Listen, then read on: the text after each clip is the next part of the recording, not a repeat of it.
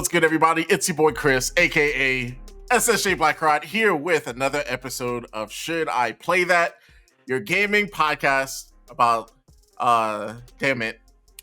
I tried so hard not to say weekly, and I focused on that and completely forgot the rest. It's a gaming podcast about gaming and the culture that surrounds it.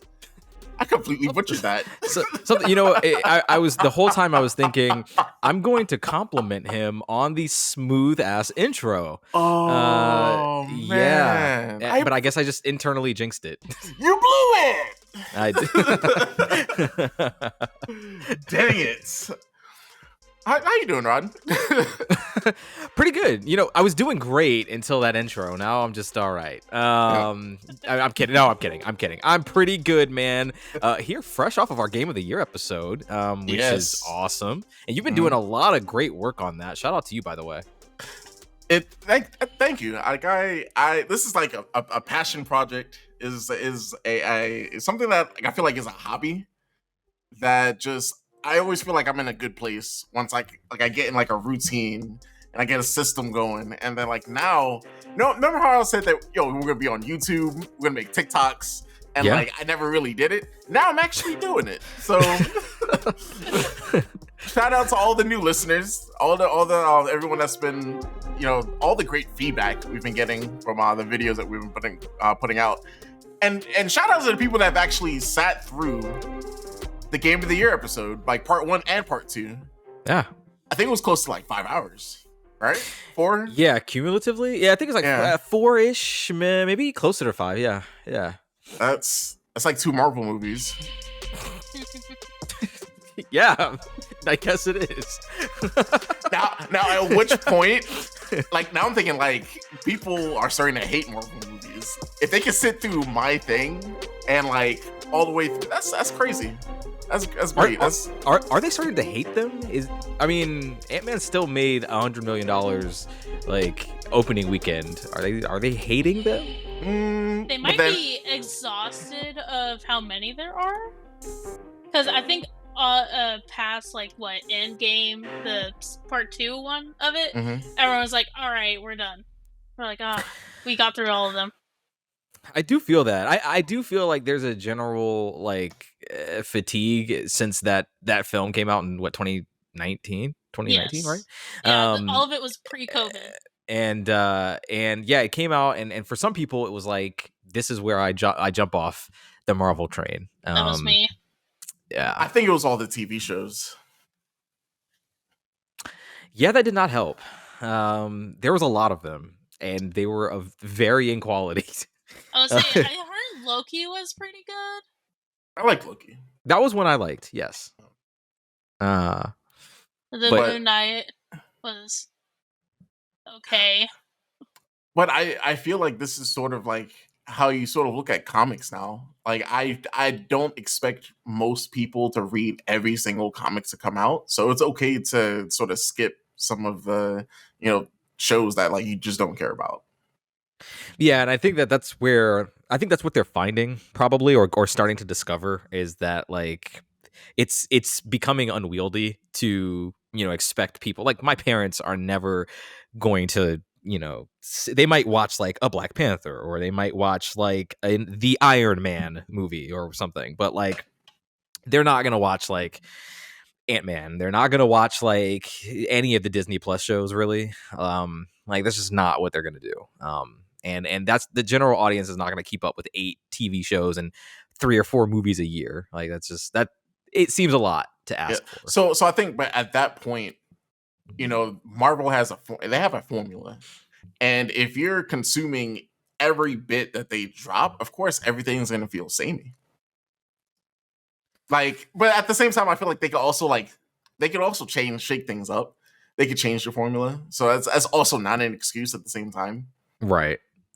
Yeah, and the thing is, like with Ant-Man 2 dropping, and it did get a very low cinema score. So if you're not familiar with cinema score, is like a metric of audience feedback that studios get. They gauge it. I want to say on opening weekend to see like how word of mouth is going to go for a film, and Ant-Man got I think a B+ a B or B plus or something. It was like it's actually the lowest score, or tied for the lowest score that a Marvel movie has gotten. I think only one movie has tied it, and I think that was Thor 2. Yeah. And so yeah, I mean, you also see kind of like the box office receipts too for Ant-Man 3, like 100 million opening weekend, but it had like a 68 or 69% like fell off drop off. hard. Yeah. So, on second weekend, if your big blockbuster movie is making like 25-30 million dollars after making 100, that's not great. It says that like the word of mouth is spreading negatively about your film. And now you have Kevin Feige and Bob Iger out there. It wasn't bad either. That's for me, like it wasn't like it wasn't the worst of the previous phase. Like I don't think it was. I thought Thor 4 was way worse than that. Like I actively kind of hated that movie. I didn't hate Ant-Man 3, but I didn't think it was very good either. It was very middle of the road. It was like very middling kind of movie with an elevated performance with Jonathan Majors. Like I thought he was really great in it. He's been on a roll. Yeah, he's great. He's awesome. I love that he's just getting more like high profile work like this. But anyway, yeah, you have Bob Iger and Kevin Feige out there saying, "Hey, we're gonna lower the output of Marvel stuff because we're flooding the market basically." So we'll see how that goes. Yeah, but on the talks of just movies and just television, The Last of Us has season 1 is finished in the books, and we're gonna talk about it later this episode. We're gonna go ahead and give it a can we say should I watch that review inside the maybe. Maybe reluctantly, maybe. So yeah, we're going to talk about that. We're going to talk about a game launching on PlayStation Plus next month, and then just overall discussion about just I guess video game media. There's interesting Twitter conversations that I've had this past week, and I sort of want to like talk to you guys about it. But before we jump into any of that, let's talk about what we've been playing. So. Yeah. Alana, what you been playing? I've been playing the same old stuff. I'm on my third playthrough of Elden Ring, which I might make it my main one because the first one was just kind of strength and dex heavy, no specialty, but I'm having fun with my faith strength class, so I'm going to keep that one. And then losing in Overwatch 2, which makes me sad. I deranked a whole tier from Diamond 1 to Plat 1 because I lost 15 games because I got players that did not belong in their rank. Ooh, so I was gonna ask, did they ever fix this? I guess that's still an issue. I don't know. I think I just kept running into terrible players and just did not stop. But then I did win 5 games in a row and only ranked up once, which sucks.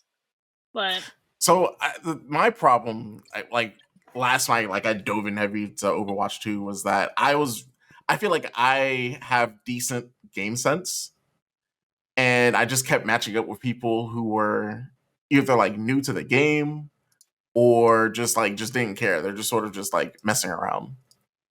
So if I go back and play ranked now, am I gonna run into the same situation, or will I look out and be that person that's on the team that I shouldn't be? It kind of depends. I want to say one night, me and Rod just kept winning and winning and winning, and then we had one night where we just kept losing. So it just really depends on what night you play. So I don't know. It's kind of a crapshoot because you don't know what kind of players you're going to run into. Because I would say all the lower levels, they either have zero game sense but decent aim, or they have no aim but kind of decent game sense, but it's hard to find that middle because you have to do a lot of heavy lifting as a support player or even tank. Well, doesn't sound like I'm on. Actually, no, I'm gonna give it a shot. I'm gonna jump back on. Yeah, Still try.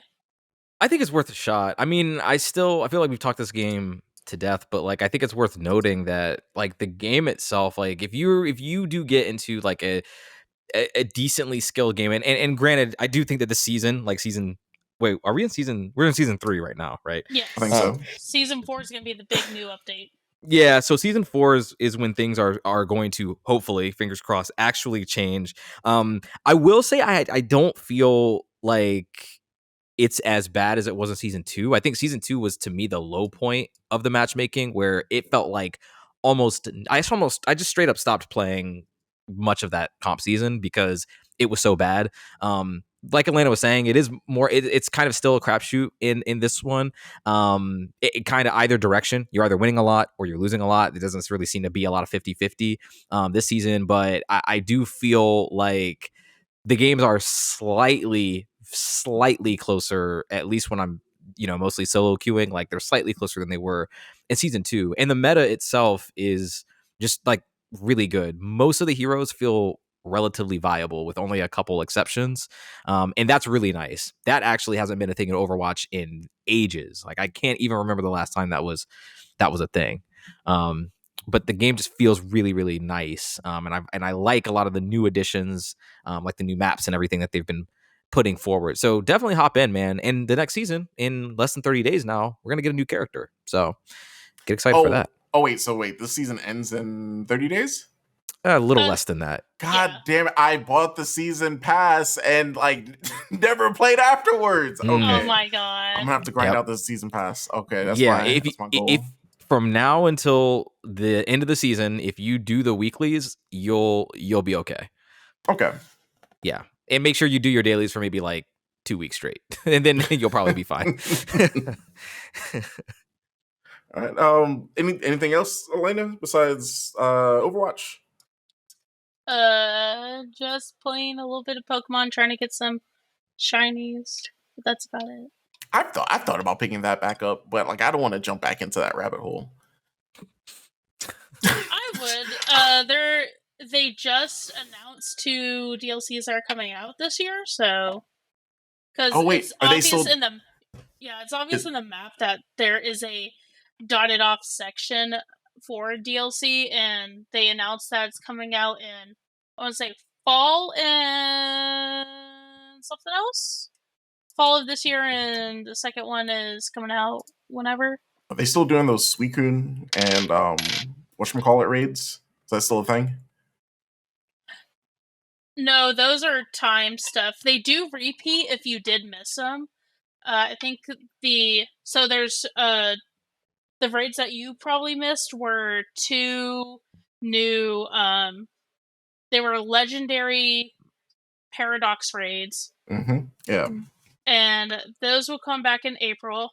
And then God damn, April? Because it ended like a couple weekends ago or something like that. Or no, actually it ended this past weekend. That sounds about right. The one coming up this weekend is the owl Pokemon from Sun and Moon. That raid. Oh, like Rowlet? Like that evolution? Yes. Oh. Yeah, the final one. Because they did one for Cinderace, like, after Charizard. Is it like his like base form, or is it the his Hisuian variant? No, it's his the regular Sun and Moon final evolution. It'll have the mightiest mark, which I don't care about. I guess Pokemon has sort of found like its place now, where it's like it's trying to be a live service game by doing these events. A little bit. I do feel like they do want to like try to keep it alive, by doing like kind of bi-weekly events that do kind of repeat, just so that in case you weren't finished with the game, you still have another chance to get to it, because those raids are only for if you completed the game and you saw credits and you did like the one small mission to get to those what do they call them, like Black Crystal raids or something like that, or like this, like the 7-star, 6-star, whatever. Those raids. So that's why they at least have them like twice a month. Rod, is this enough to get you to pick up Pokemon again? No. Oh, totally. I cannot wait. Yeah, I highly doubt it. No. I was actually gonna say though, like this isn't new to the franchise though, right? Like the idea that they're doing something kind of like in the vein of a live service game, So right? They sort of did that it. in Sword. Sword and Shield. They did that. That's what I'm alluding to, because didn't they do like literal raids, right? In the big wild or wild, what was that shit called? Wild area. Wild area, and because I remember, I think we all sort of hopped in one, right? At least once. Yeah, I thought we did. One early one, but yeah, I've mostly did those like just hop online and just do them with other people, which you could tell which ones were because they were like hot pink, like a bit. I guess the light beam was a bit girthier than the other ones, but these ones are denoted by what type of Pokemon, and the 6 and 7 raids, they're black, but they'll still show the icon of what type of Pokemon it is. And they are kind of hard. I did have to look up, like, I kept seeing for the Cinderace one, people were using the what's that water mouse one who's a water fairy type? It's like Azumarill or something like that. Azumarill. Yeah, it's a beast. So they, like, people had a certain build for that one. For Cinderace raid was using a belly drum, which you had to teach it belly drum by having another Pokemon that knew belly drum or something like that. And then using Play Rough, and that would like annihilate it in an instant. So like it is kind of like neat to see of like, oh, only a certain Pokemon would be the best, and you have to make a certain build for it and stuff like that, which is fun. I don't know. I might get back into it. I would. I saw the I actually turned on my Switch today, and I was like, I see the Pokemon Violet icon right here. I should press it. You should. I gave you all those starters. You did, but then I just played Mario Kart instead. Okay. But they did come out with new maps on it. That's why I was playing. Yeah, okay. I wanted to play that. Yeah, but I will hop back in because I am curious. Just because Alana made the story seem like, well, they're actually doing something new this time. So I was like, okay, I'll go check it out. I am mildly intrigued. Well, at least with like the Pokemon Professor, quote unquote, like the story is a lot different from what I've noticed. Yeah, and like you said, you did give me those starters, so yes. I will make good use of them. All right, so Rod, what you been playing? I have been playing just a couple things here, not too much, but one of them was I had an opportunity to check out the new Resident Evil 4 demo. I guess they call it the Chainsaw demo. It is the entire first chapter of the remake that's coming out later this month in March, and yeah, I mean it's Resident Evil 4, but it looks really pretty now. And I don't say that like disparagingly. Like it's really fun. I really love that game, that original game. And I'm actually not the like person who has played it a billion times. I think I played it maybe. I don't remember where I played it originally. I don't know if it was GameCube or PlayStation. Did the PlayStation? It was PlayStation 2. Yeah, it was PlayStation 2 for me.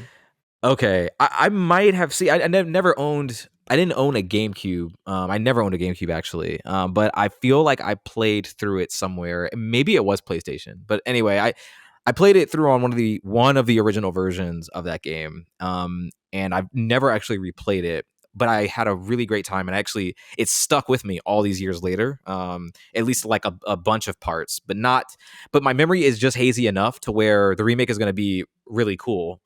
Because I won't have that like moment to moment knowledge of everything. And it's if you're familiar with Resident Evil 2 and 3, the recent remakes that Capcom has done over the last couple of a few years, I guess. It's very much in that vein. You got your tank controlled Leon. A lot of people don't like the way that he moves in this. It's it's the same way to me. It's fine. Kind of like stop and pop, I guess they used to call it, where you kind of stop the character in their tracks and just to shoot. But you can actually move with Leon though in this. He's just not very fast. And that's fine. A lot of the melee, it makes some of the combat actually interesting and sort of tense, because you have to decide whether you're going to stay still and try to melee someone with your knife, or keep like on the move in claustrophobic environments, or even take out your weapon, with which you will have likely limited ammo, and try to take out people that way. Maybe even get a stun off of someone. But this is an extremely atmospheric section of the game. It's not very long. You could play this for about, like, I don't know, 30-40 minutes maybe, if that. And it's that whole village section. So you see the classic chainsaw. You get the whole running around the village, trying to hide in places, until the bell tolls. Like it's that whole sequence basically. And I thought it was a lot of fun. I really liked it, and I'm looking forward to seeing where what this is going to be like when it fully releases. I'm a pretty casual Resident Evil fan, so I please don't send me any emails about like how much I know about the lore. I don't know a lot of it. So yeah, but it's a good time. A lot of your standard stuff is here, like with the inventory management.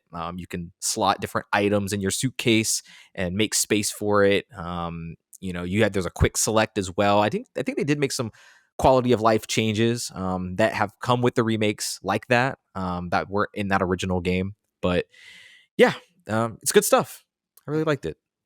So here's my thing with Resident Evil 4, or just Resident Evil in general, is that I've been spoiled into playing and being so used to playing the VR version of Resident Evil that I can't play the flat screen version of it anymore. It's not the same. So it's a whole different experience. Are they going to do a VR version of this? I think I've read somewhere that was happening. I'm just not 100% sure. Okay. Oh, you know what? They do have that on Oculus already, right? Natively. Oculus 2 exclusive? Yes, but it's that version of Resident Evil 4 is like closer to the actual like original version, as opposed to this one. I feel like, isn't this one like made from like the ground up and like the new engine and everything? Yeah, it is. Yeah. Engine. So I feel like the two games they're essentially different. And like I think in like this updated version, they made some story changes. They've changed how Ashley works. Like I think she doesn't have like a health bar anymore. Oh, okay. I didn't know that. Yeah, so like they fixed a lot of quality of life changes that they put in this one. And like I don't remember where I saw that article, or if it was like a video of someone talking about that. But if they do, that might be enough of a reason for me to get a PlayStation VR 2. I don't know. So with PlayStation VR 2, I hear like it's a excellent piece of hardware. It's just that the game library isn't there yet for me. So I think VR is such a you're spending money. Like you're spending like a whole like console's worth of money getting this accessory for the system, that now I have to also like buy new games for it. Like that's a little bit out of my budget right now. But once I start seeing like there's like more games that I could really see myself getting the full value of the system, then yeah, I'll definitely check this out. Yeah, I do think it's priced entirely too high. And I mean, I'm the kind of guy who, like, if I really want something, I will, I'll find some way to justify getting it. But it's really hard for me to justify, what is it, $500, $600? That's a whole other console, Yeah.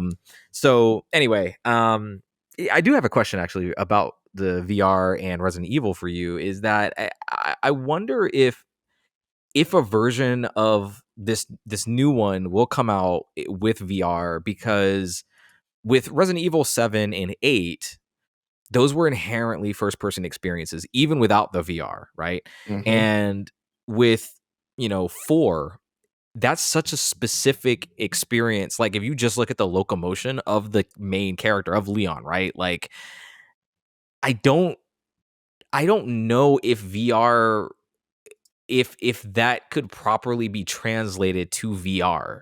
Does that make sense? Like what I'm saying? Like when you're controlling Leon, like the things that you're doing and the rate at which he moves is going to be different than what you as a VR player will think that you're capable of doing.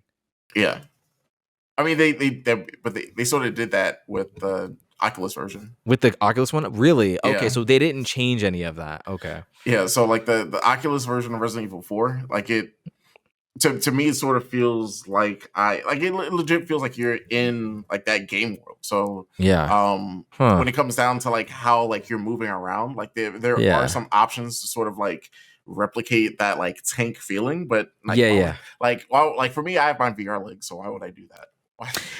Yeah, I mean, why would you do it? But I feel like doesn't that break the design philosophy though of the game, because you weren't intended to move so smoothly or seamlessly through the environment in that way?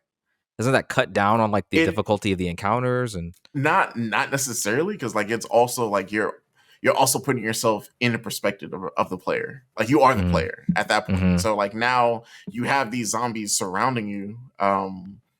Like it gets hectic. So like I think, like I said, like that's what gives it like that's why it's night and day for me. That's why when I play Resident Evil in VR, like I've played enough. I have enough time in that like game world where I could like run up to a zombie and like pull up my knife and do some crazy stuff.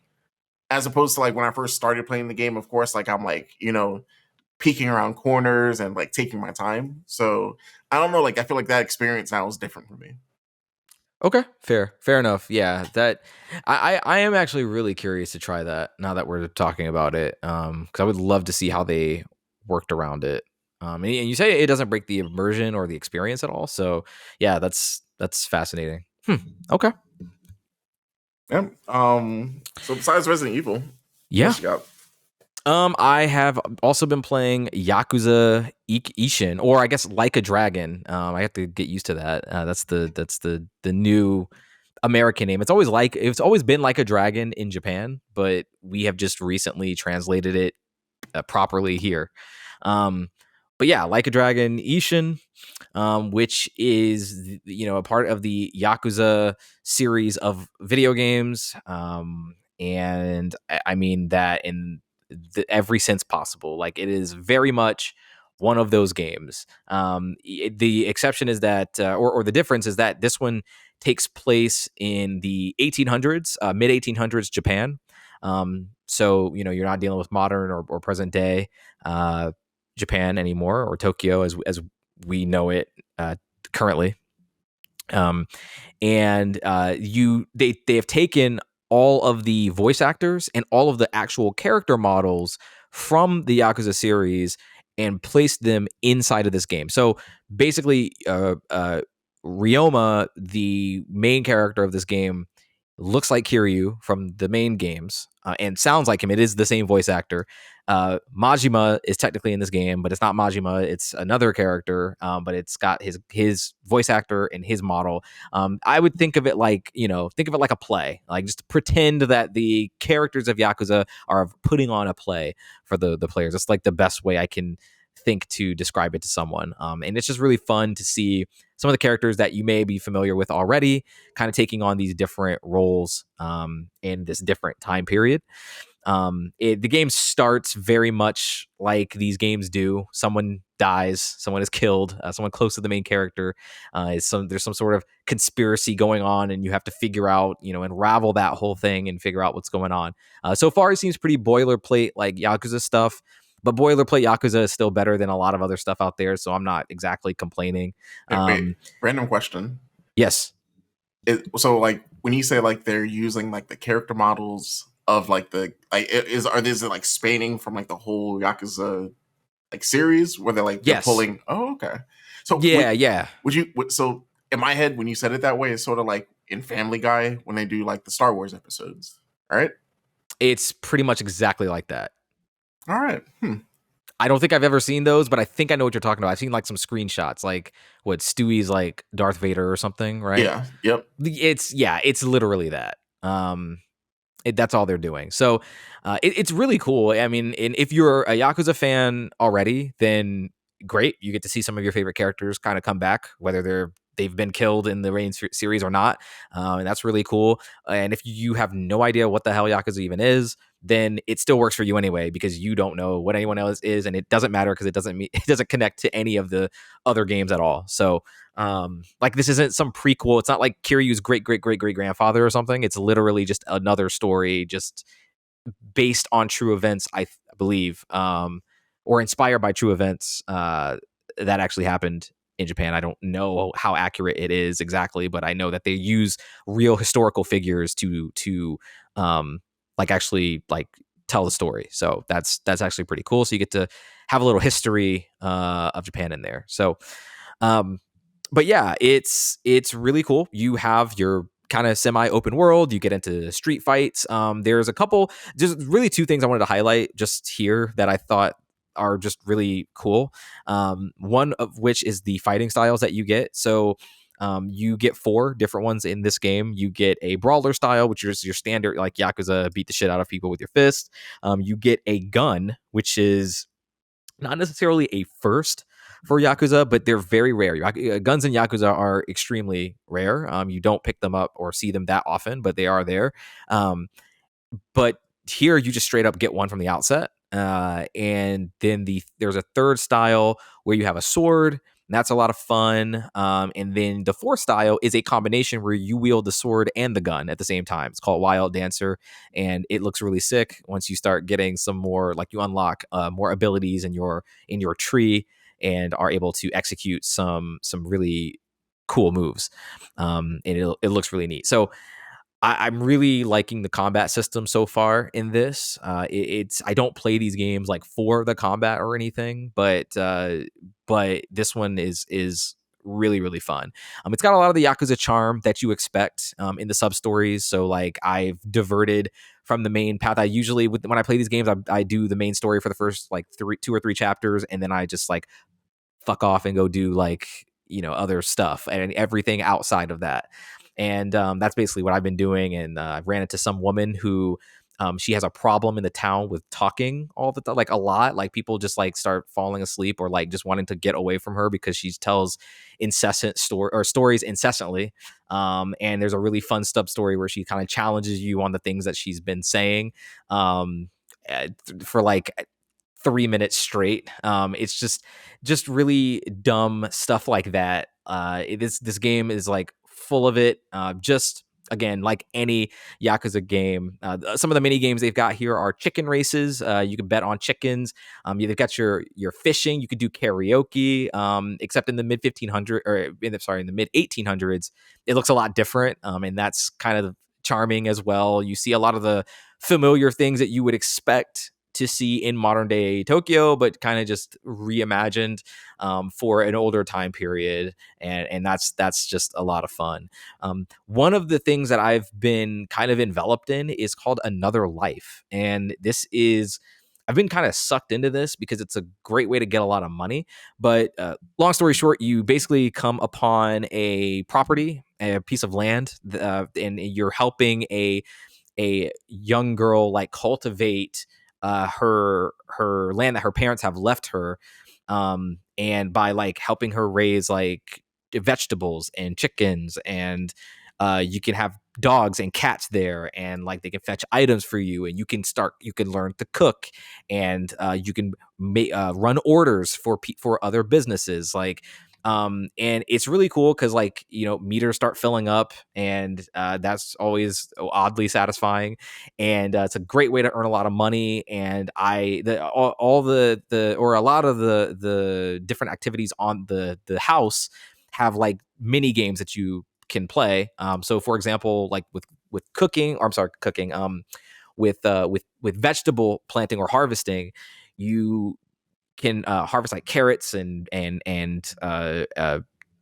roots, bamboo, and all sorts of stuff. and you have like a grid, and you have to kind of strategically think about like where you want to start planting stuff. You leave for a time, go do some other things, and then it comes back, and you can harvest the finished crops, in which you can go and use that to cook. And each dish that you can choose to cook has mini games that you can select. So, that play. And the better that you do on the mini games, the better the food turns out. And it's just kind of an addicting loop, and an oddly cozy one too. I wasn't really expecting anything cozy in this game about conspiratorial murder, but here we are. And it's really fun. It's cool. I don't think there's anything like this in previous Yakuza games.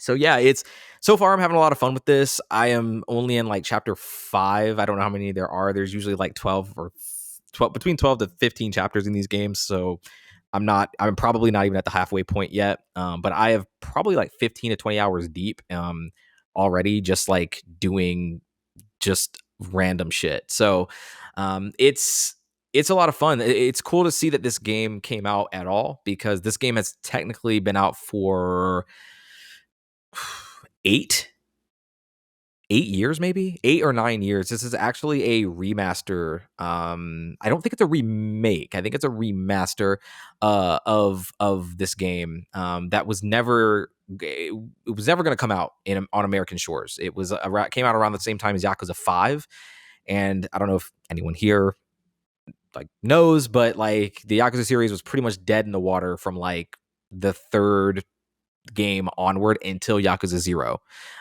in like 2017 or 18. And so they finally have translated this for the first time in the West, and it's neat to see that it made it over here on our shores.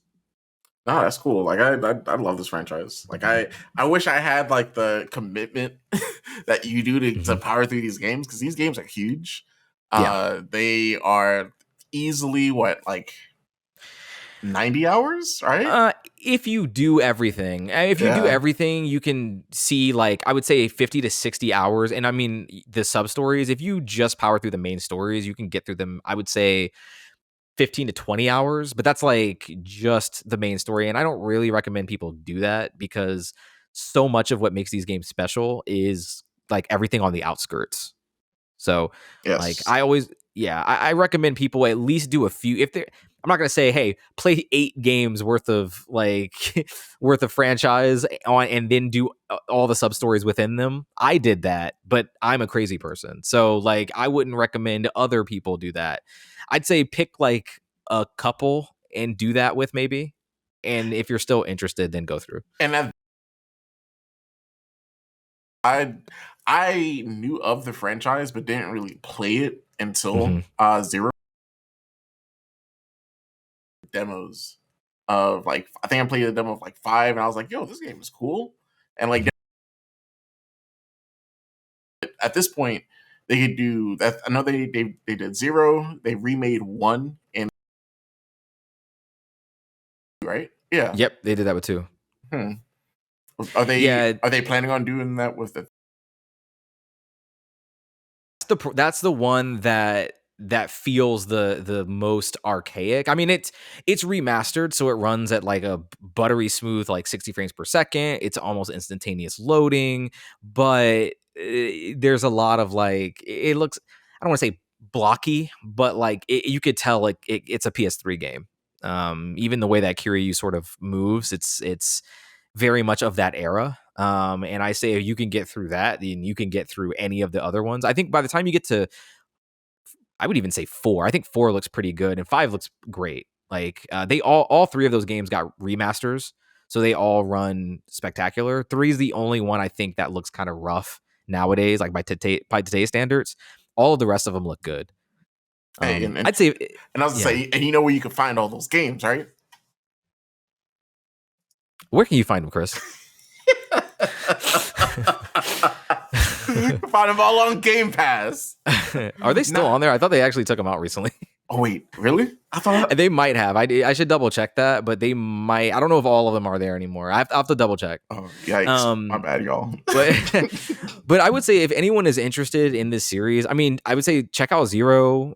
or check out 7. 7 is like drastically different gameplay wise, but I think story wise, it's the perfect jumping on point.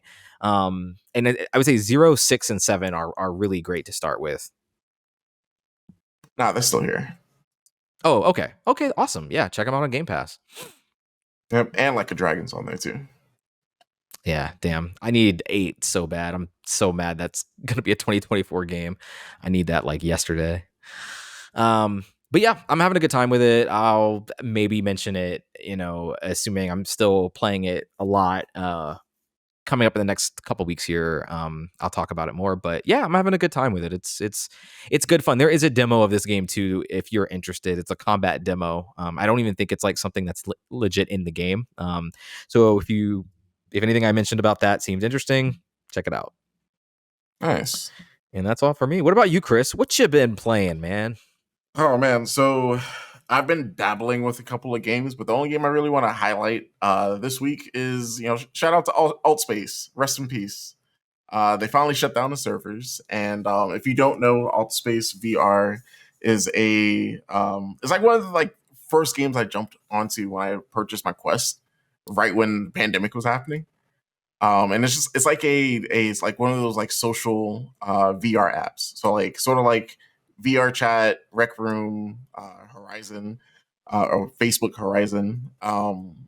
It's just one of those games where you could either create worlds, make events. You're interacting with like real people.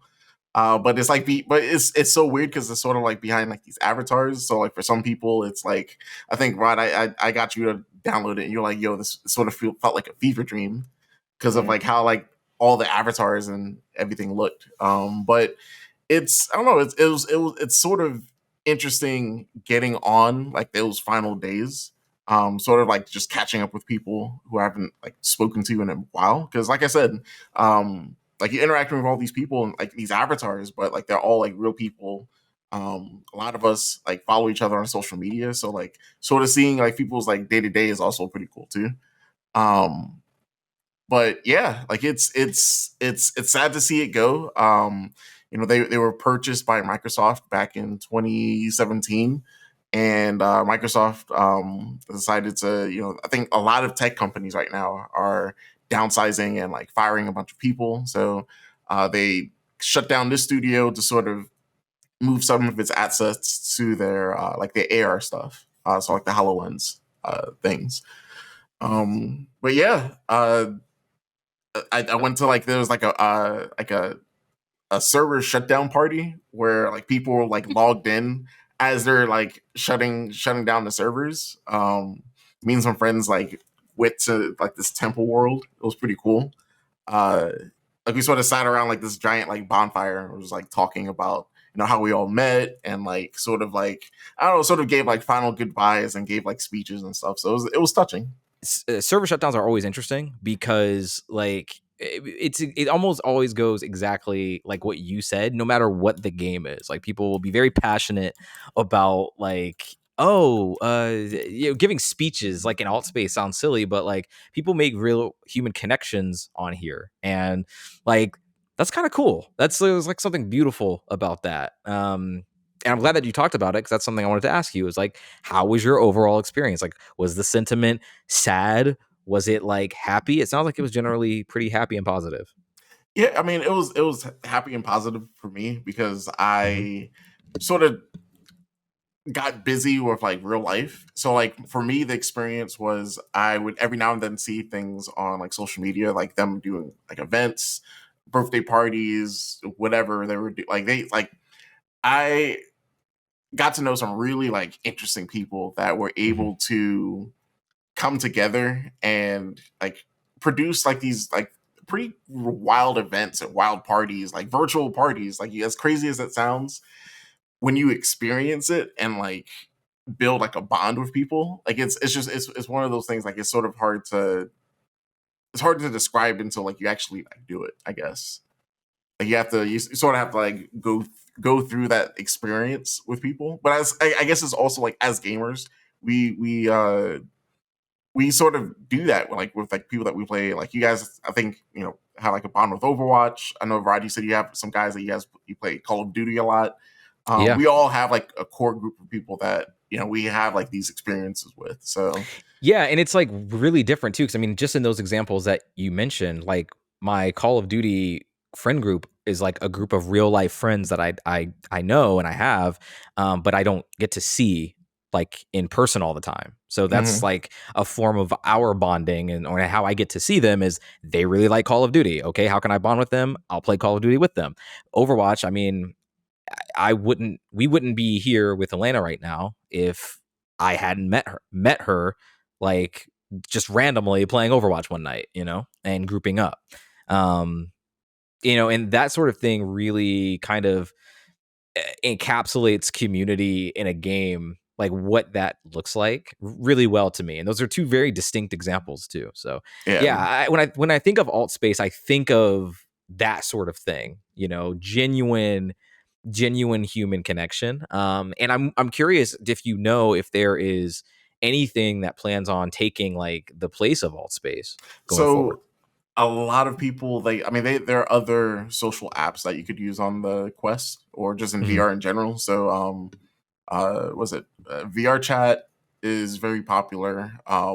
Some people use Facebook Horizon.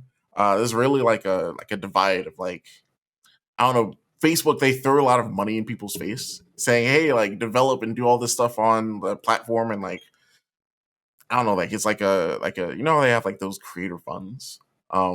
So like it builds like this sort of, I don't want to say artificial hype, but it sort of feels artificial because once you start talking to people that actually like use it on a day-to-day basis, a lot of people don't really like Horizons.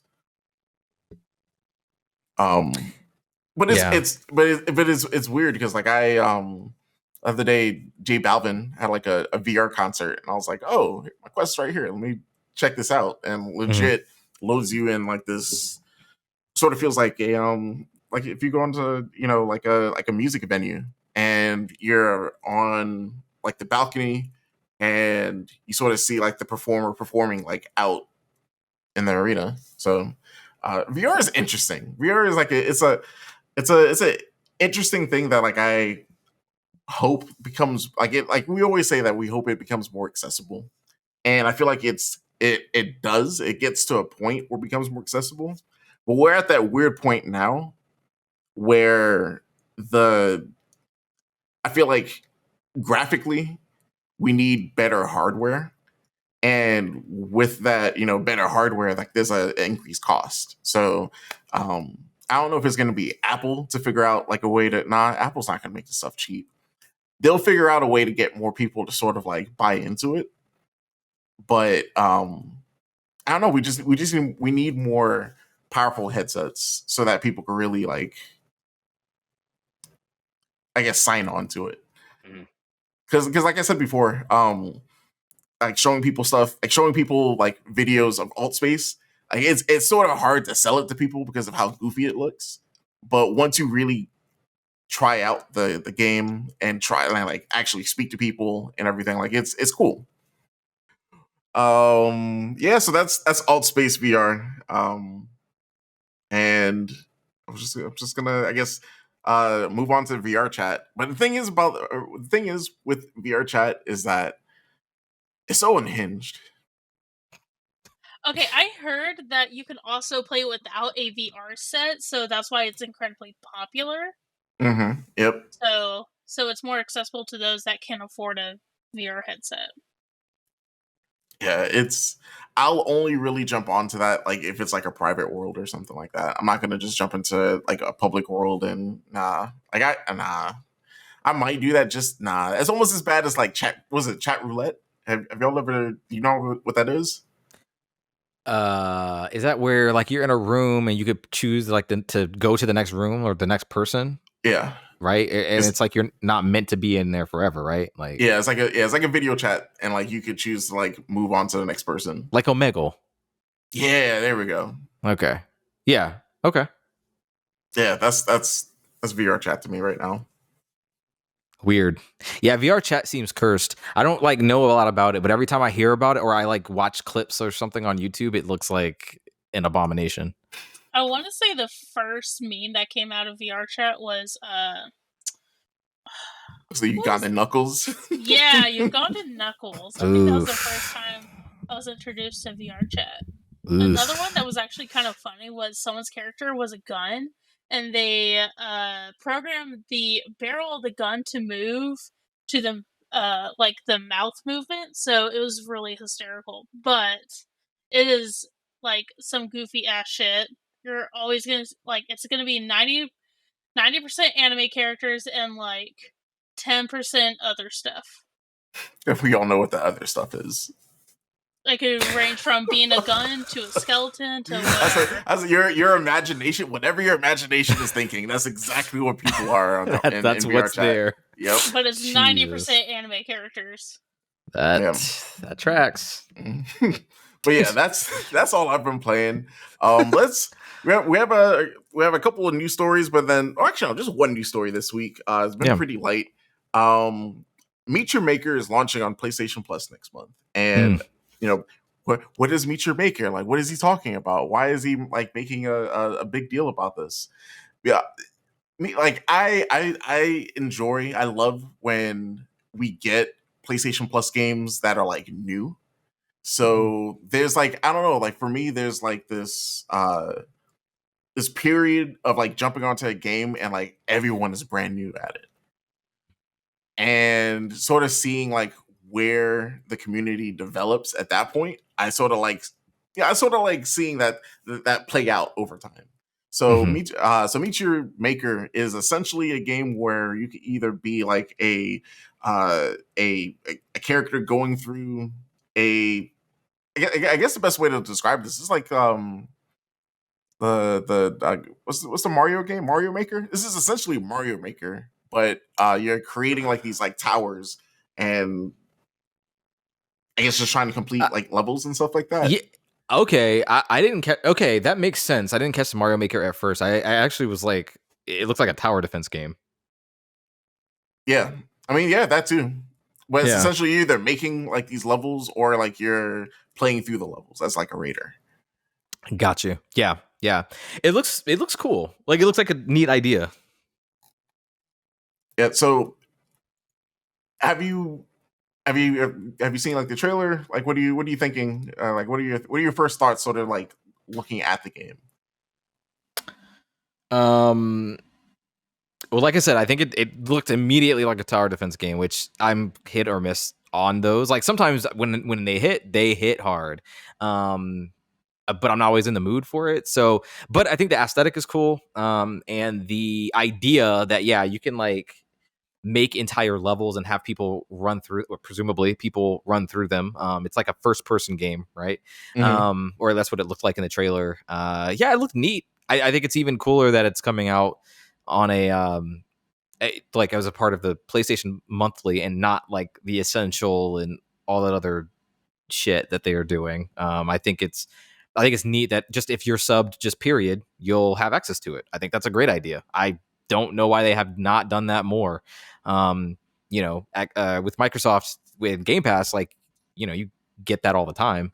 A lot of day one exclusives with third parties, not exclusives, but like day one releases or drops, from indies all the way to like, the big stuff like Back for Blood and anything first party, like that's great. So I'm glad that like more Nintendo and Sony should definitely be dropping more of those, more incentivization to stay subbed to their services. I think they're starting to dip their toe in that because I think Stray was not a monthly game. It was an essential drop. It was essential. So it was it was like a half step in that direction. I would love to see more stuff like that. And this game specifically actually makes a lot of sense because you want a big community for, a game like this. So people will go and create levels for a bunch of other players. You can if you can secure that fan base or that user base or that community from the outset, your game's probably going to be pretty healthy. I mean, look at Rocket League. That's like the biggest success story I think that has come out of that service. It's still going strong. Like how many years later? 6, 7? Like it's sort of, and it's on like season 13 or something. Jeez. Yeah, it's it went partnered up with a a fairly well-known like EDM company, Monster Cat, to put out like little albums for their game. Yeah. Yeah, I mean, I think them also going free to play like also shook up things too. Yes, so it opened it up even more for people. So exactly. I mean, when you think about it, that game was like $15-$20 when it came out, but then completely free, quote unquote, free on the monthly. And I think a game like Meet Your Maker is gonna hopefully flourish by being accessible to X amount of millions of people that are sub to the PlayStation Plus service. People who might not otherwise play the game and go, "Oh, I have this thing I can download right now," at no additional charge. Sure. Yeah, it looks really cool though. Really dope. It shakes it up too. I'm tired of getting, Sonic Forces and like games that I'm never gonna play. Secretly, you love that you're getting Sonic Forces.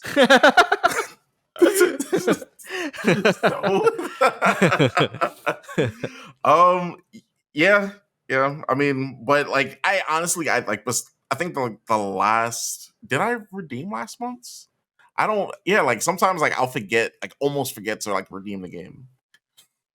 So yeah, I do wish that sometimes they've been a little bit better about that. At least on the PlayStation 5 interface, they've been a little better about putting like advertisement prominently on your home screen to say, hey, on the last week you might get a panel that says hey, last month's games or this month's games are leaving in a week. Make sure you redeem. I actually wish that Microsoft did that because I miss their shit all the time because their games with gold thing is like complete shit. Like I can never find it. I have to always go looking for it deliberately. Mhm. It's never prominently placed. And they need to change that. But yeah, I mean, I generally agree though. Like I think the offerings have been okay through PlayStation Plus. Like they haven't been. There's some off months, but every now and then there will be something cool, like Jedi Order. I know it's on Game Pass through EA Play, but like that's if you don't have Game Pass, like if you're only subbed to PlayStation Plus, you got Jedi Order or whatever that game was called, Fallen Order or whatever. You got that a couple months ago, like or last month. That's a pretty big drop. Gearing up for the game that's coming out in a few months. I'm actually excited about that game. Yeah, I didn't finish. I need to play more of it. I only played like the first hour or two. It seemed cool. I should go back to that. But that's interesting because like it's like when they like the big thing behind that game was like, oh, this is like Star Wars Bloodborne or whatever. Souls, yeah, Star Wars Souls. Yeah, I didn't bounce off because of like of disinterest. I think I was just trying to juggle too many games I had to prioritize. Okay, but I do want to go. I actually do want to go back and play that. But yeah, I mean, when the months that it hits, and that's cool. I hope that they do more stuff like this, in the future. All right, so next up, let's talk about The Last of Us. On HBO, just wrapped up this past week, and overall, let's sort of go around the room and sort of give like our. I mean, I think we all generally liked it, right? I loved it. Okay, right. Yeah, I liked it. I thought it was generally well done. A few missteps here and there. I don't think it was perfect, like even outside of an adaptation. But I think overall they did a pretty great job in general of adapting the material and making what I think is a pretty good show. I mean, yeah, I think it was pretty good. We got it. Yeah. I like some of the changes that they did. I wish there's a little bit more infected encounters. And the last episode did feel a little rushed. Apparently they got a whole ass giraffe. Like that was not CGI. That was a real giraffe. Yep. Which I thought was kind of cool. Yeah, I'm gonna say both with you guys. Like I think I liked everyone's portrayal. Like I don't think I think they did a really good job of sort of giving us a little bit more story that we didn't get in the games. So when they, did take the time to deviate from the game, it was like intentional and it sort of gave us more lore to this world. I think was it episode 3 with Bill. Yeah. Yep. Yeah, like that was not like a story beat in the game whatsoever. So that's the type of like deviation that I like to see whenever they're taking stuff from like a source material. Yeah, and I think there was like two extremes of that, in my opinion. Like with that episode specifically, I thought it was fantastic, best episode of the season for me, and not in most of which not in the game, right? Like you said, a complete deviation, but I think for the better. And this is, I don't want to get too deep into the next conversation that we're gonna have, but I think it displayed something that you cannot do in a video game, or at least not to that level. It allowed us to dig a little bit deeper into these characters that we had only kind of seen at surface level, and there wasn't a lot of like, there wasn't. It was not necessarily an action packed episode. There was some action in it, but there was very little of it. And I just don't think that you know, yeah, I think that was fantastic. But we also saw some deviations that for me didn't work as well. Like I don't know if the Kansas City stuff worked for me as succinctly as I wanted it to. Like with the Kathleen character, particularly, I love Melanie Linsky. By the way, she's phenomenal. She's great in everything I've ever seen her in, and I love her dearly. But I don't know if that character was given the time and breadth to really like flex her muscles the way that I like her narrative backstory and things like that. That felt overall satisfying for me as a viewer. But overall didn't really take away too much of it. I just thought it was funny that we sort of get like a really great example and kind of a less good example of deviations from the source material. And deviations are not inherently bad. Like I definitely want to highlight that. Like some people say stick to the game and blah blah blah blah blah. But just because something is a slave to the original narrative, that does not mean that it's necessarily better. So I definitely want to make sure that that's clear. Yeah, and I also like some character change, like for Henry and his younger brother, like he's deaf instead of just a little kid brother. I like that kind of deviation a little bit, or like a subtle change. Yeah, I mean, because it serves the character directly. It makes it makes him more reliant on his brother. It makes that bond even stronger. Like it bolsters characters that we already knew, and even if we don't know, like a brand new viewer can go into that saying like, okay, these two brothers are obviously very close. They kind of have to be because of because of their circumstances. Like that's a brilliant change. Yeah, I totally agree. Great call out on that. What about, so let's talk about like everyone, like the different character portrayals. With Pedro Pascal as Joel, Bella Ramsey as Ellie. Who's like a standout to you? I thought they were all standouts, especially even how they changed up Sarah too a little bit. Like they gave her a little bit more backstory and to the world in itself, as it was just one regular day, and then by nightfall you can see how quickly shit got fucked. Oh yeah, in the first episode, I like that they gave us more. Yes, which I thoroughly enjoyed as well. Even with I think the second episode of that one Indonesian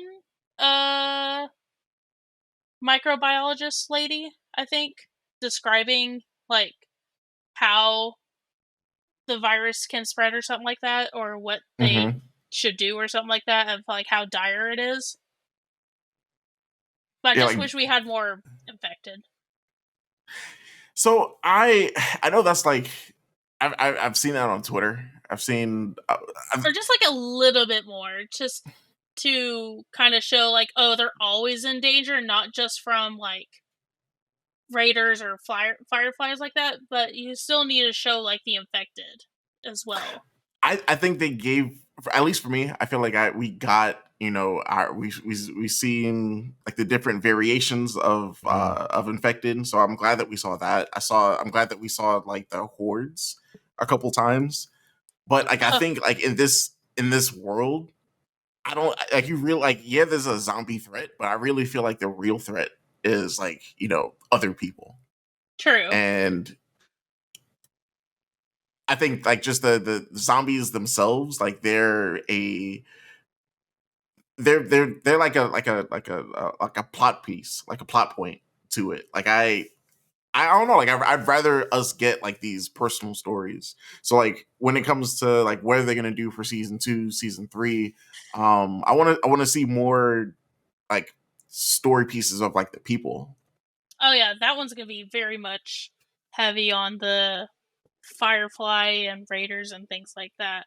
Yeah. But at least for like going through like empty towns, have them like kill off a couple of like wandering zombies would be nice.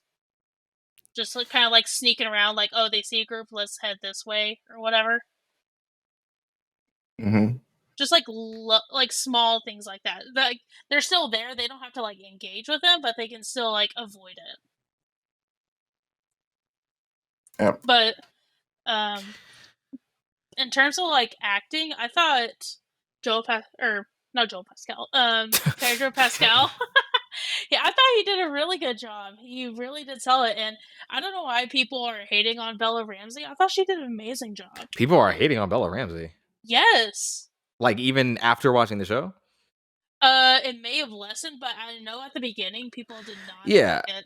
Yeah, I heard about that. I mean, that was complete bullshit too. People should shut the fuck up. But like, no, she did she was phenomenal. I think she was MVP to me. Like, oh, yeah. I'm going to go ahead and pat myself on the back on this one. I knew that the casting here was on point. Like, I never doubted for a second. I knew that I knew that every single person cast in this was going to just kill it. Like, I knew as soon as I saw Bill or Nick Offerman like cast, I was like, okay. That's great casting. I see it in my head already. It's amazing. He did like an amazing Bill. Pedro Pascal, I already knew. I was not worried about him at all. I knew he was gonna just kill it. I've been seeing that dude for a few years now, like kind of on the rise, and I've seen what he's capable of. And Bella Ramsey, ever since that trailer, she just like, I think where she had a few lines of dialogue, I was like, yeah, that sounds like in Ellie to me. And it doesn't have to be like, you know, the Ashley Johnson Ellie. Like, that's fine. It doesn't have to be the one for one, but she had so much of that character's spirit to me that you know, and so many great moments in episode 6, episode 8. You know, I just, yeah, she I hope she has a really bright future and career ahead of her, because she's great. She's awesome. And she's really young too. I think she's like 19 or something. Yeah. Mm-hmm. And I think that started with Game of Thrones. Yeah, it did. Because everyone was like, oh, she's a fucking badass. Like, this little tiny child is a badass. And has more balls than some of these older men, like, in that show. And it was great. Yeah, she's able to give greater dimension in this show than I think she was in that one. But yeah, I actually did want to comment on the infected thing, because that is something that that Craig Mazin actually made a statement about that, I think a couple of days ago. He addressed it specifically, saying that in season 2, and I don't think we should go like too deep into season 2 stuff in case we have people listening who don't know anything about the games. But he did say that in season 2, there will be more infected. So he did confirm that. But I'm kind of with you. I'm actually not kind of. I'm actually totally with you, Chris. The Last of Us was never a story about about Infected, right? Like it was always about the relationship between Joel and Ellie, and about like their connection and reverberation through the world that they followed. Like I don't even know if it's a story about how people are the worst. I mean, I do think that that is one of the themes. Like people are like, you know, the dangerous people or the dangerous ones to look out for, right? That's absolutely a theme, but really the core the core of this series is about relationships, and the core one being between Joel and Ellie. And I think that's a large reason why Neil Druckmann and Craig Mazin decided to have less Infected, because, or at least not have them in the focal point. I mean, when you really break it down, they were in the first, second episode, and then partially in 3. There's like partially, very, very little. There's like 1 in 3, and then 5. That's what, 4 episodes already, and then I think they're in one of the other ones too. 7, right? So there, What that's was half 7? the series. 7 was the mall episode. Oh yeah. Yeah. Okay. So Then I'll take it back. Well, no, I'm not saying take it back, because I mean, you're not the only one to feel that way. And I understand why people say that, but I do want to remind people that like 5 out of 9 episodes, not that's half the series, right? And that, you know, we keep that core focus on them. I mean, because we as the players, all 3 of us have played the games already, and so we're used to seeing 15 to 20 hours, you know, worth of murdering these infected zombie things, right? And there's only so much that you can dedicate in a television show, in an hour-long television show, to something like that, right? That's something that doesn't, if it doesn't serve the story, they're probably not going to put it in. That's a key difference, I think, in adaptation that they had to consider. Fair enough. Yeah, that, and then like I didn't want it to like turn into just like, I don't know, just The Walking Dead. The Walking Dead, yeah. Oh, okay. You know what? I have not seen The Walking Dead, so I can understand that. So never mind.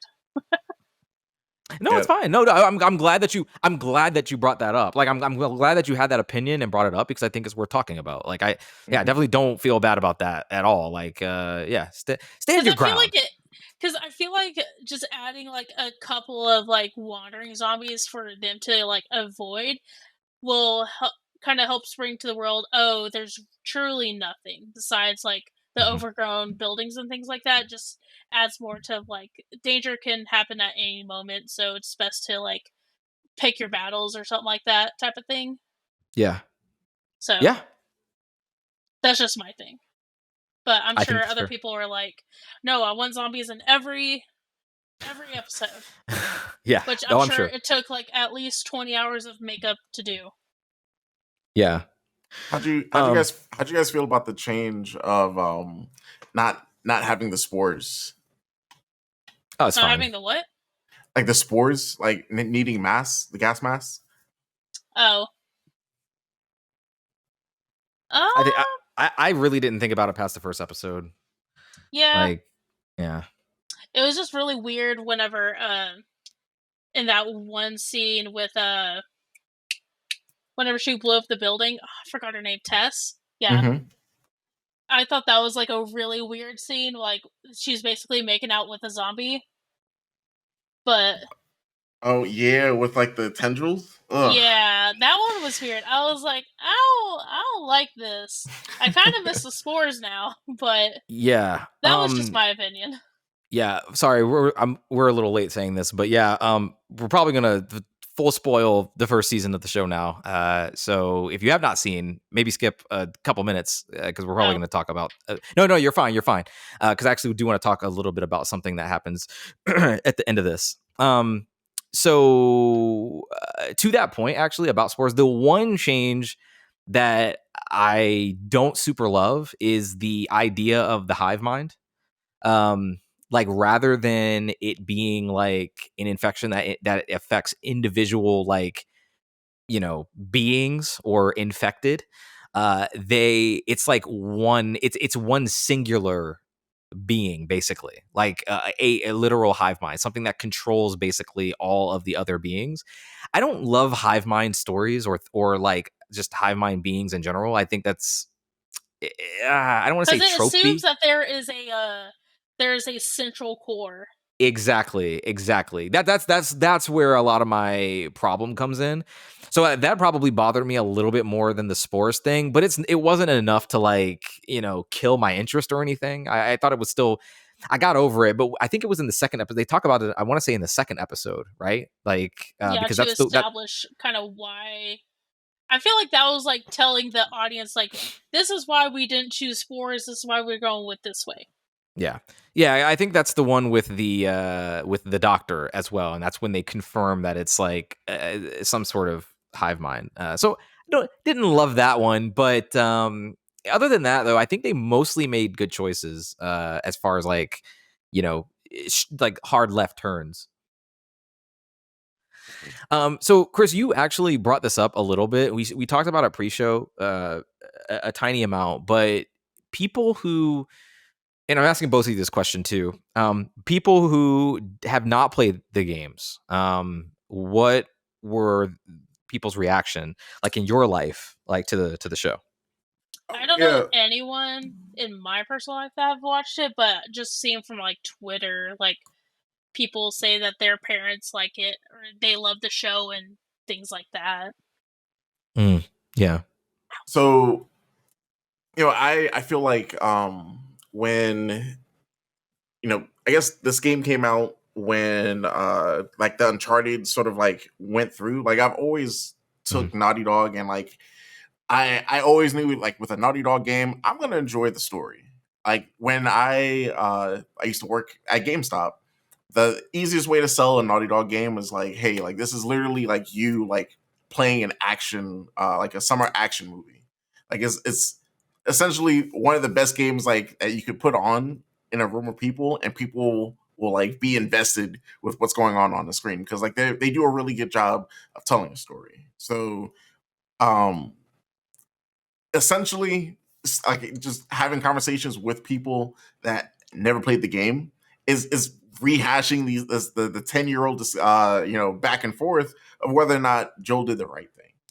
And and like it's interesting talking to people that like they didn't play the game, but it's the same concept of like, would like, if you're in that position, what would you do? And like for me, if I'm going to answer that, like it's a tough thing to say. Like I think it's literally like the in the moment type of like thinking. One, do you give up someone who like you've traveled across the whole country with, healed the wounds? Like he that one scene when he was like it was him and Ellie sitting, and she's like, well, what did she say? Something about like, I'm glad that you got like time heals all. Time heals all wounds. Yeah, and he's like, it wasn't time. And I was like, yo, damn. That hits right in the feels. Like you sort of feel that moment between them. Was that moment in the game? I don't remember that part. If it wasn't in a cutscene, because I don't know. I'll be honest, I don't know for sure, but I do vaguely recall some scene like that when you're walking through a camp that literally looks just like that, and it's like optional dialogue, I think. Okay, so because I do remember walking through like kind of like a medical tent area, but I don't remember the conversations. I think if it's in the game at all, it's got to be one of those ones like with the speech bubble appears over their head when like Ellie's like kind of chilling or looking around on her own in one of the tents. I would love to actually confirm that at some point, but yeah.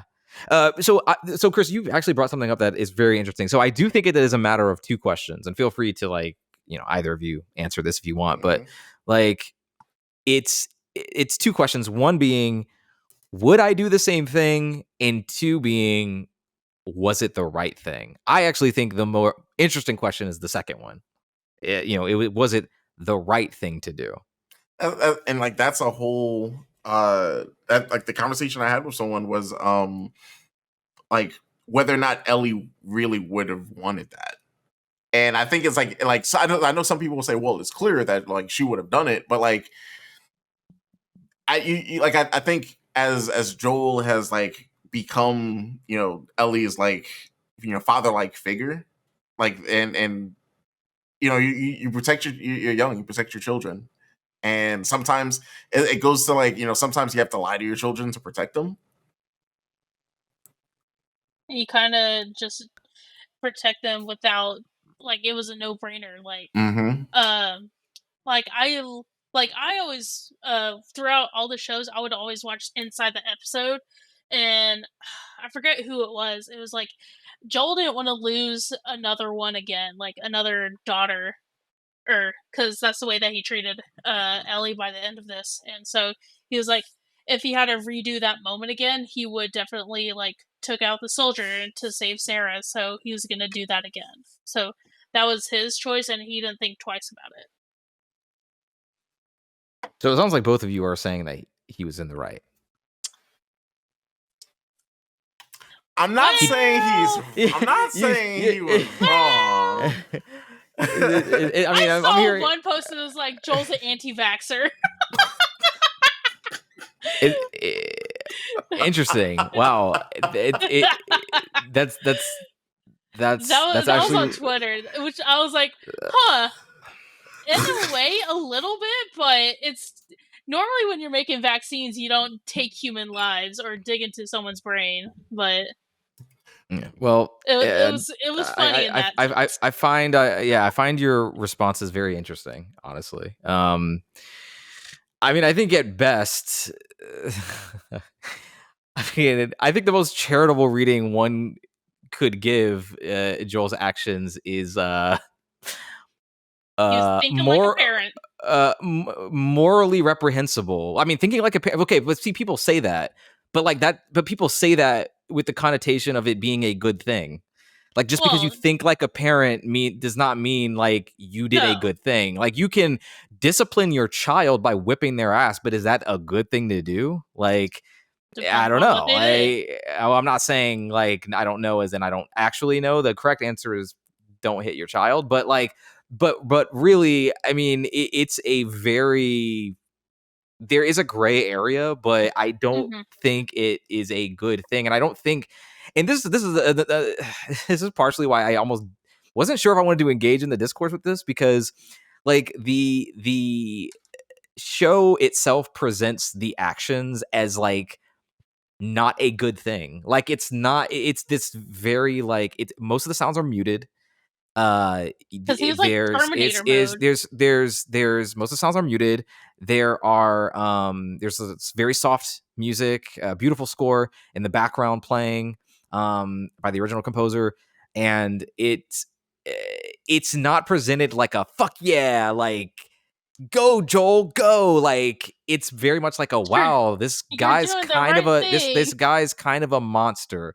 Like this isn't a good thing. Like he literally at one point literally shoots someone who's surrendered, clearly surrendering, and it's just not great. Like not great Joel, not great. So and that scene in the game is pretty bloody too, because isn't it all the hallways like super blood red and you're just like tearing through a bunch of dudes? It is, but I would even argue that until you actually have Ellie in your arms, it is played pretty straight. Like it isn't like it's not framed like it is in the show. Like to me, it's very clear in the show, like what you, the viewer, should be taking away from this. And in the game, it was much more gray because you, as the player, are just pushing forward toward the objective with not much different. Like there's no beautiful score in the background. There's no slow-mo. There's nothing like that happening. I don't even think anyone surrenders up until you get to the doctor's office. Yeah. At which point you as a player can choose to like shoot everyone or no one. Or I think the game forces you to shoot the doctor, right? Or at least incapacitate him.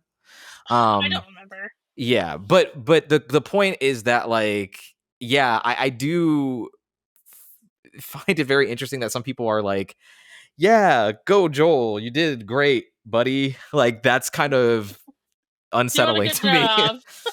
I mean, but that just shows you that like if people had like that choice, like how screwed we are as like a race of people. Like I listen, I agree with you. Like the choice that Joel made was not for the betterment of humanity, like whatsoever. It was a very selfish decision to make.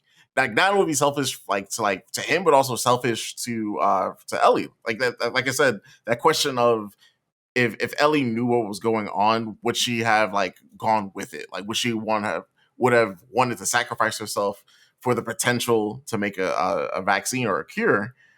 Yeah, it took away her purpose because her agency. Yeah. She has no agency at the end of the episode. And I mean, Joel, like, and the argument that I hear from what you all are saying, like from other people, is that like, oh yeah, well, Joel wants her to live.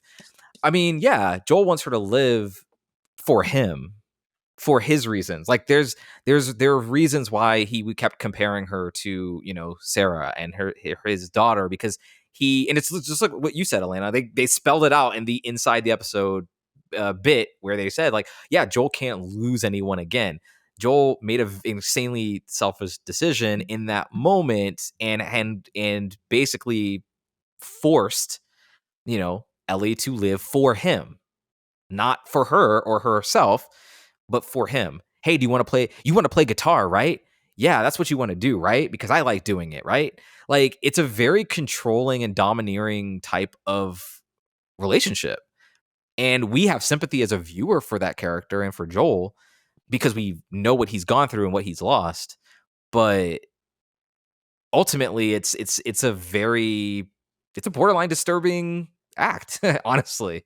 And I don't think we should really be looking at Joel as the good guy by the end of it. Not saying that you two are specifically, but I know that there are people, who look at him as like the unsung hero. And I just don't think that's just not the text. So with the wrap up of The Last of Us, we're gonna get another season after this, but there's talks, not even talks. I think, aren't they starting production on God of War? Are they? Oh, I don't know if they're in production. It's pre-production, if anything. Like pre-production. Yeah, they haven't even done any casting yet, so it's definitely in pre-production. Oh, okay. So I thought that was Amazon. Yeah, it is Amazon. Mm-hmm. It is Amazon. So yeah, so what's that to say for Amazon has like I hope they get the right people in the right place to tell this story. That's what matters. At the end of the day, that's what matters is getting the right people in there, because the fact that Neil Druckmann was in there, the fact that Craig Mazin, who is pretty accomplished already, and a big fan and knew the elements to pull out from it. Like, he has a keen eye for detail and environment, and he was the perfect selection for this material. Like, you have to have the right pieces in place. You can throw all the money in the world at a production, it's not going to mean a damn thing if the creative team behind it is not talented, or they don't understand the material. My biggest fear for any of this stuff is and my advice to everyone is to go in with very low expectations until we know like more. But like, the Hollywood constantly learns the wrong lessons. They take the wrong lessons from shit like this. They see Last of Us and say, we need more video game adaptations. No, you don't need more video game adaptations. You need more good adaptations. That's what you need. The solution is not to just license video games for adaptations. It's to place people in the positions to succeed and actually tell a story worth telling. That's the goal. That's the hurdle for these studios going forward. Yeah, you can compare Halo TV show to this and you can basically take the lessons to learn. Yeah. Get people that actually care about the source material, because like it's work with them. Because it's we hear it a lot, like either with like the writers or like some of like the producers. Like, I think something came out about one of the producers that worked on like The Witcher didn't like Henry Cavill because he took it too seriously, or took the role too seriously. I thought it had something to do with Henry Cavill wanted to stick to the source materials and they didn't, or something like that. Yeah, so they were getting annoyed working with him because he wanted the source. He wanted to do right by the source material. So we need more Henry Cavills in these rooms, trying to fight for what's right. Because a lot of times that's what happens. Like, just like what you said, Rod, they just they feel like they could throw so much money at these productions when it's honestly not even the money. It's more so like the heart and soul of what we fell in love with in the first place. Like that's the essence that they have to get, and I feel like that's what they did with The Last of Us. I And would sort of say this is swapping. Oh, go ahead. I was Sorry. I was gonna say swapping into our last topic. Staying on that same train of like just video game adaptations and just video games with like good plot points. Like, what do you guys feel like? I'll ask, what is like a personal something that you would love to see, but like you feel like wouldn't happen? Give me one of these. Give me one of those, and then give me a game that just has like a really good story that you'd love to see just adapted. I want them to do only Uncharted 4. Only Uncharted 4. I'd just ignore the movie and just only do Uncharted 4. So, as in like just the Uncharted 4 story, just Yes, because that one is, I want to say it's longer than the other 3, and there's a lot more story and background to it that you can make something fun out of it. It could be even like a kind of like a mini series where there's like 4 or 5 episodes or something like that. Like, it doesn't have to be like a multi-season thing. It could just be like a Craig Mazin Chernobyl type of series or something. I could go for that. I'd like to see that. Who would you cast as Drake? Nathan Fillion. I think Because yeah, there's a YouTube video that I saw where I think he produced and starred in kind of like his own little film adaptation of Uncharted. Yeah, and it was great. It was pretty cool. Because Nathan Drake is actually he's older in that one because he has a kid. Yeah, so I mean, it would work out. He'll have a kid at the end. Rod, what about you? The one that will never get made is Jet Set Radio. I would love to see an adaptation of it, like an animated one. A live action one just might be a step too far. I don't know if there's a way to make that look like it needs to. So I would take an animated version of it. I don't think it would ever happen. Cyberpunk style, or what kind of style are you thinking? You mean like the anime or one? I haven't seen it, but I've seen some stills from it. It looks nice. The anime. I feel like animation style. You got to go with like what they did with Into the Spider-Verse. Oh yeah. That would be awesome. Yeah. They've used that style recently on a film called the Bad Guys. It was like a DreamWorks picture. Yep. And yeah, so that style works really well with other stuff. But yeah, I would love to see that. I don't know, for one that I actually could realistically see them adapting. That's really hard. I don't know. So I sent for the listeners, I sent a very, very long message that inspired this topic today that went unresponded to. I'm not gonna lie, I felt sorry. Some kind of way about it. I was like, damn, I spent like 40 minutes fucking writing that. But one of the games I listed was Red Dead Redemption 2. Oh, that would be a good one. And I think that would probably be like pretty good. You could do that in like 2.5 hours, like a movie or something. Maybe even a short mini series, maybe. But I think that there's so much meat on that bone. Like, it doesn't even matter if it's 1 or 2. I think 2 is the better story, but both of them are so good, compelling characters, a phenomenal character arc, and one of my favorite protagonists in all of anything with Arthur Morgan. Like, I would love to see that be adapted. Yeah, I think anything Rockstar can translate into, once again, getting the right people that actually like care about like the essence of Rockstar games. I think that's like that's another one like this. That's a layup. I feel like those are a layup. There was a layup, but like it can be done horribly.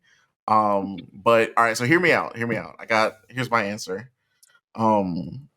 So I think Mass Effect, right? Mass Effect, and I know you guys are gonna hate me for this, but Mass Effect Mass Effect, but Andromeda. in the style of a CW series. Think about it. Why? Think about it. Why?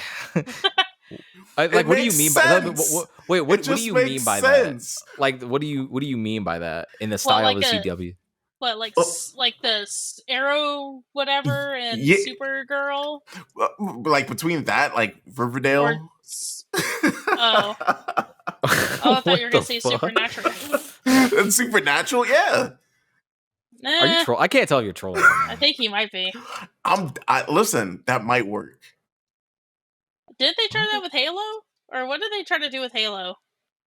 It was bad, but it wasn't that. Like, wait, what? I just want to know, like, what do you mean? Like, what do you mean? Like you say Riverdale, you said the Arrowverse or the DC verse. You want like young teen drama? Like, what do you just in the teen drama? Like, think Mass Effect storyline, but like delivered that way. No, that would sink so fast. It's so cringy. That would get like that would get like a 5% rating from both critics and people. So what you probably want.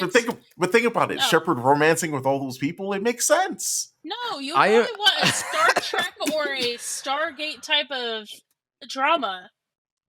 Or are we getting like Chris Pine's Star Trek? You talking about like that? No, I'm talking about the TV show or one with what's his face? Patrick Stewart, that one. Damn, so no one could co-sign with that? No one sees it? I'm sorry, Chris. I want to go down this road with you, but I just can't. Like, that's a step too far, my friend. Although to your credit, though, I did actually, I did think about that one. If you said Stranger Things, I might have said yes. I did think about that one GIF of Commander Shepard dancing in the club. I did think about that for a second. I was like, oh, okay. For half a second, you had me. But okay. I feel like you could do Stranger Things. If you said Stranger Things, I feel like you would have gotten a little bit more, yeah. Because that's teens. It's all about teens. All right, but like serious answer though. Serious answer. I knew you were trolling. So you take what they're doing with the animated Super Mario movie, right? Post credit scene is Sonic showing up from the Sonic the Hedgehog movie. Wait, is that the actual post credit? And we get and we get a confirmation of like Master Hand dropping down, and it's like Mario and Sonic fighting Master Hand. And they play at the Olympics. Or that. I'll take that too. I'm surprised they didn't do that at the Tokyo Olympics. I don't think they did. Did they? Have like a bunch of little mascots? Because I think they only went with Pokemon, right? I'm not 100% sure. I don't remember. Yeah, I don't know. But think about it. Like a Smash Brothers, like so like how like the Marvel movies from interconnect. Nintendo, I would rather have probably you could do like because they used to do this an anime Kid Icarus. They had a few episodes and they're pretty charming and I loved them. But I wish Kid Icarus could do something.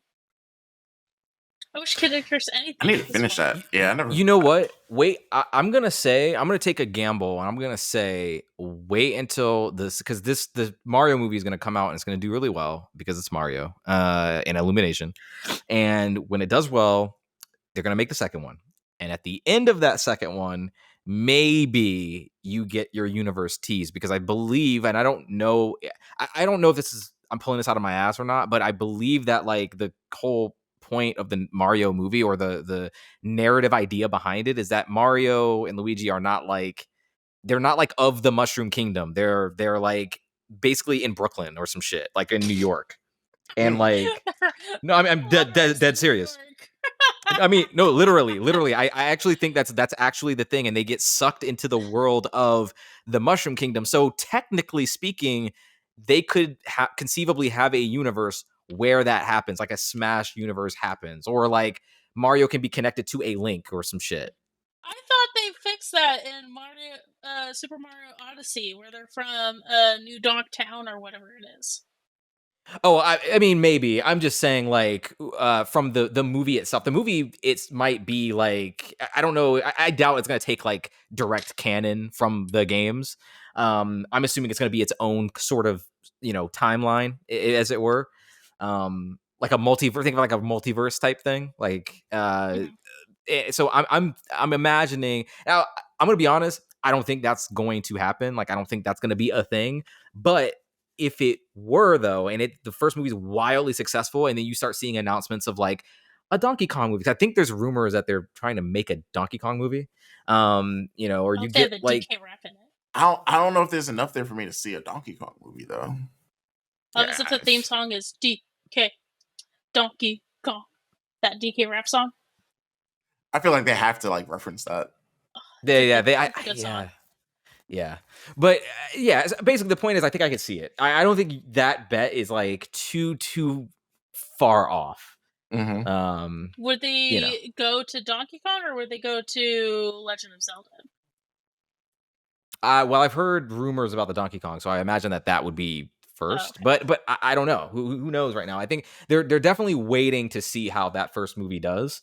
So we'll probably know by the end of that first weekend. I'm sure it's going to do crazy numbers. It's just like, once again, just get these things in the hands of the right people that actually care. And I feel like it just makes sense. I feel like it'll literally print money, but there's so much room for them to mess it up. But Nintendo's too old to understand some of these things, and I feel like they choose the wrong people.